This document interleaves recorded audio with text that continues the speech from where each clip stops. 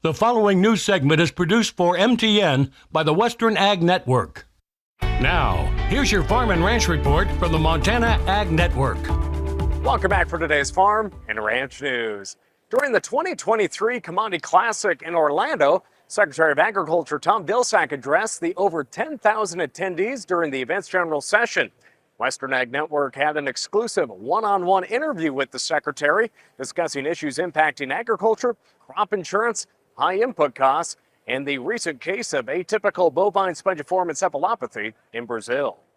Our network's Russell Nimitz covered a multitude of topics with the Secretary, including how Russia's war in Ukraine has caused fertilizer prices to skyrocket, and as a result, USDA has worked to expand fertilizer production in the U.S. We needed to be less reliant on Russia and Belarus for fertilizer and more reliant on American ingenuity and manufacturing. So we initially announced a $250 million program. The president directed us to double it at $500 million. And today, here at the Commodity Classic, we've begun the first set of awards. $29 million being awarded to 8 different independently owned businesses in a number of states: Alabama, Colorado, Massachusetts, Washington, Ohio, basically to produce new ways, different ways, expanded ways of addressing the fertilizer shortage. In the wake of another atypical case of BSE surfacing in Brazil, cattlemen and elected officials like Senator Jon Tester of Montana are calling for a halt to Brazilian beef imports. The secretary responded to why that hasn't taken place yet. On the BSE issue, I think we have to be very, very careful. Very careful. And why do I say that? Because there are different types of BSE.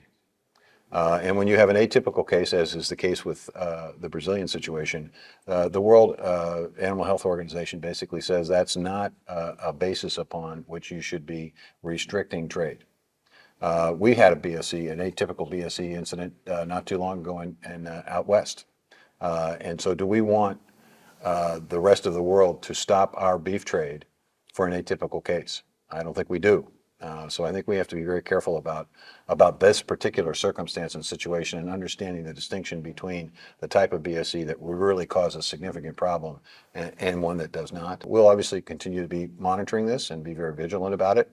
But whatever we do to Brazil, the rest of the world can do to the United States.